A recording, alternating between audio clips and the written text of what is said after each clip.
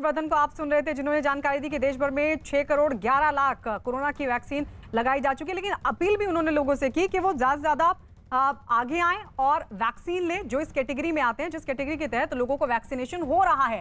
साथ ही उन्होंने लोगों से अपील की कि अफवाहों पर विश्वास ना करें और मास्क का इस्तेमाल करें, सोशल डिस्टेंसिंग के नियम का पालन करें। आइए बात राजस्थान की करते हैं, क्योंकि यहां पर भी कई जिले ऐसे हैं जहां पर कोरोना की वजह से हालात बिगड़ रहे हैं और सख्ती बढ़ती जा रही है।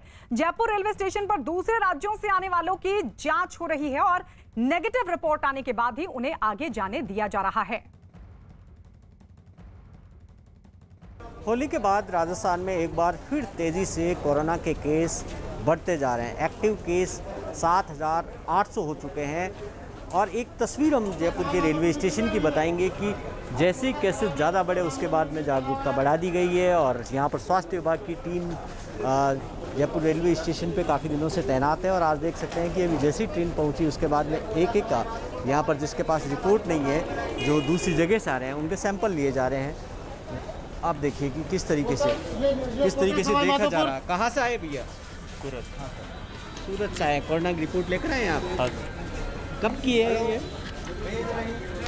26 मार्च और 27 था रिपोर्ट। तो आप देखिए कि लोग जागरूक हो रहे हैं। आप भी रिपोर्ट लाएं? साथ में कई लोग देखिए कि आप ये अच्छी बात है, जागरूकता बढ़ी है लोगों के अंदर और रिपोर्ट्स लेकर आ रहे हैं। और ये तस्वीर देखिए कि आप किस तरीके से, लेकिन एक दूसरी तस्वीर आप देखिए कि जागरूकता बढ़ी है, वहीं पर कई ऐसे भी हैं जो बचने की कोशिश कर रहे हैं। कहाँ से आए आप भैया? आप कहाँ से आ रहे हो? हाँ, सूरत से आए। आप सीधे क्यों जा रहे हो? चेक क्यों नहीं करा रहे हो? देखिए कि आप ये यहाँ से सारे लोग चेक करा के जा रहे हैं। आप कहाँ से आए भाई साहब? पुलेरा से। अच्छा है, लेकिन आप सीधे आ रहे हैं। तो आप ये तस्वीरें देखिए कि यहाँ पर जो कोशिश कर रहे हैं लोग कि सीधे निकल जाएं, जिनके पास रिपोर्ट नहीं है।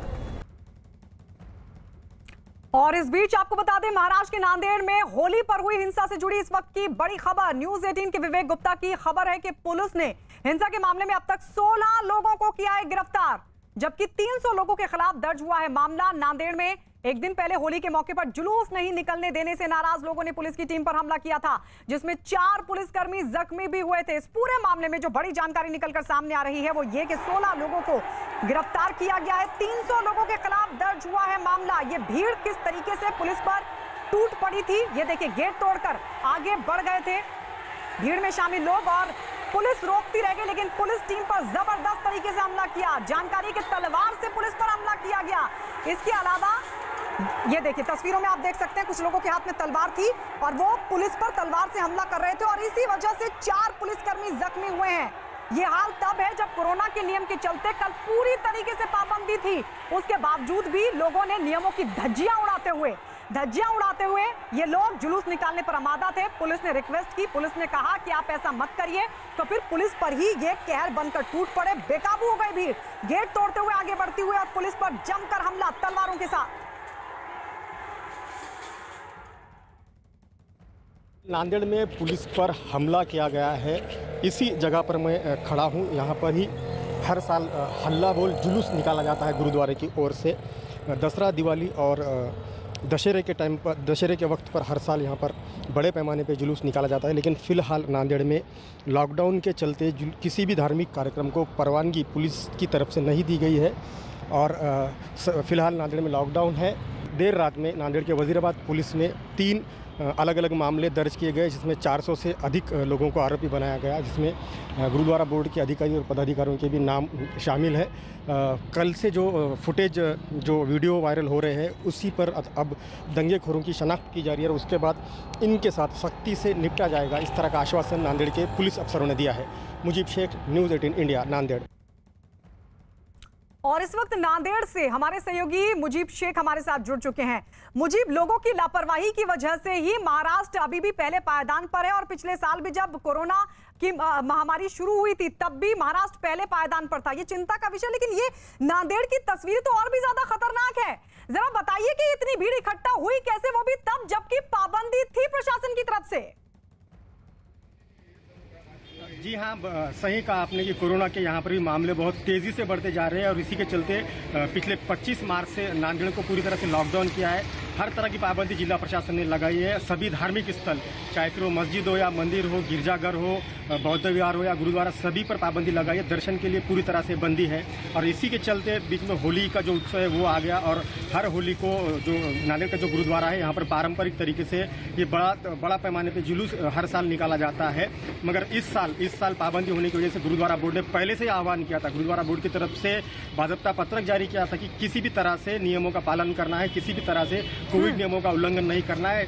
पारंपरिक जो विधियां है वो किसी तरह से इस साल नहीं होगी, लेकिन कल ऐन वक्त 4 बजे के बाद से भीड़ वहां पर जमा होना इकट्ठी हुई और भीड़ को गुरुद्वारा बोर्ड के जो पदाधिकारी है वो अच्छी तरीके से समझा रहे थे। पुलिस के अफसर भी उन्हें समझा रहे थे कि आपको परमिशन नहीं, इतनी ज़्यादा तादाद में आप नहीं आ सकते, कोविड के नियमों के अनुसार लॉकडाउन। मुझे लौट रहे हैं आपके पास, विवेक भी हमारे साथ फोन लाइन पर जुड़ गए हैं।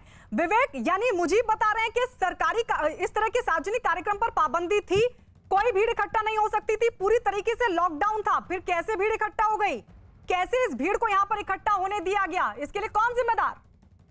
गायत्री, देखिए ये बिल्कुल जायज सवाल है जिसको लेकर प्रशासन अब कई लोगों से पूछताछ भी करेगा, क्योंकि जिस तरीके से वहां पर भक्तों की भीड़ इकट्ठा हुई अपने आप में काफी बड़े सवाल खड़े करती है। क्योंकि आपको बताना चाहेंगे कि नांदेड़ में पहले से ही लॉकडाउन लगा हुआ है, कोरोना वायरस के मामले वहां पर बड़ी तेजी से आगे बढ़ रहे हैं। ऐसे में होली के समय गुरुद्वारे में जो सैकड़ों की संख्या में वहां पर भक्त पहुंचे हैं, आखिरकार कैसे पहुंचे? और आप साफ तौर पे विजुअल में भी देख सकते हैं कि पुलिस प्रशासन और जो गुरुद्वारा कमेटी के लोग हैं वो भीड़ को समझाने की कोशिश कर रहे थे कि इस साल जुलूस ना निकाले। उसके बावजूद भी लौटेंगे आपके पास। इस वक्त हमारे साथ गुरुद्वारा बोर्ड के सचिव रविंद्र सिंह बंगई इस वक्त हमारे साथ जुड़ गए हैं।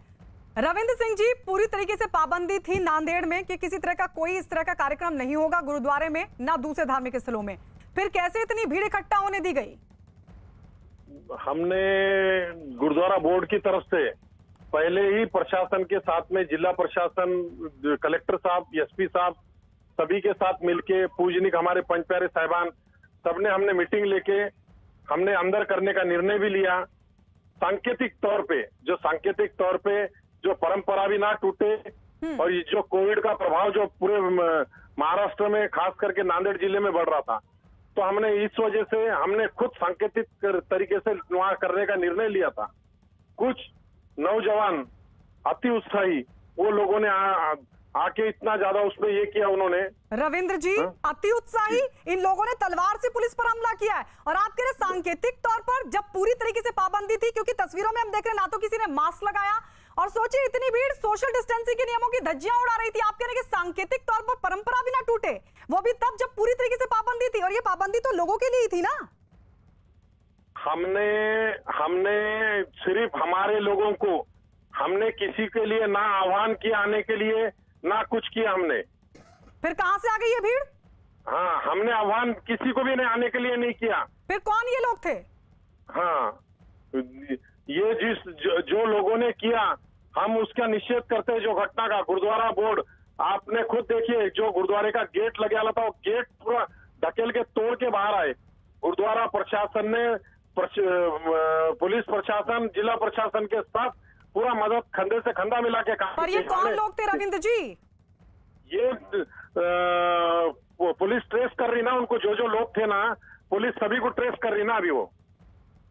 ठीक है, आप रहिए हमारे साथ। महाराष्ट्र के नांदेड़ में एक दिन पहले बवाल की शुरुआत कैसे हुई आपको बता दें। बवाल उस वक्त शुरू हुआ जब होली का जुलूस निकालने से रोकने पर नाराज भीड़ ने पुलिस टीम पर हमला कर दिया। पुलिस वालों पर भीड़ ने तलवार से हमला किया और कईयों के साथ मारपीट की गई। इतना ही नहीं, इस दौरान वहां मौजूद गाड़ियों को भी बनाया गया निशाना। थोड़ी देर में वहां हालात इस कदर बिगड़ गए कि वहां भारी संख्या में पुलिस बल को बुलाना पड़ा। यह बवाल उस वक्त हुआ जब वहां गुरुद्वारे से होली के दिन जुलूस निकालने की कोशिश की गई, जिस पर कोरोना की वजह से प्रशासन ने पाबंदी लगाई थी, लेकिन इसके बावजूद भी वहां जुलूस निकाला गया। भारी संख्या में लोग इकट्ठा हुए। हालात तब बिगड़ गए जब पुलिस ने जुलूस को रोकने की कोशिश की। इसके बाद गुस्साई भीड़ ने उन पर हमला बोल दिया। इस हमले में 4 पुलिसकर्मी जख्मी हो गए। पुलिस ने मामले में केस दर्ज कर जांच शुरू कर दी है। 16 लोगों की गिरफ्तारी, 300 के करीब लोगों पर केस दर्ज हुआ है।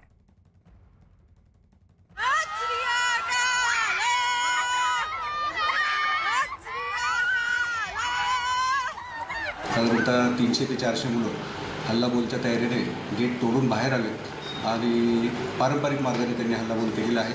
यामध्ये 4 कर्मचारी जखमी झालेले आहेत. शासकीय वाहनांचं नुकसान झालेलं आहे. आम्ही आता गुन्हा दाखल करून पुढील कायदेशीर कारवाई करत आहोत.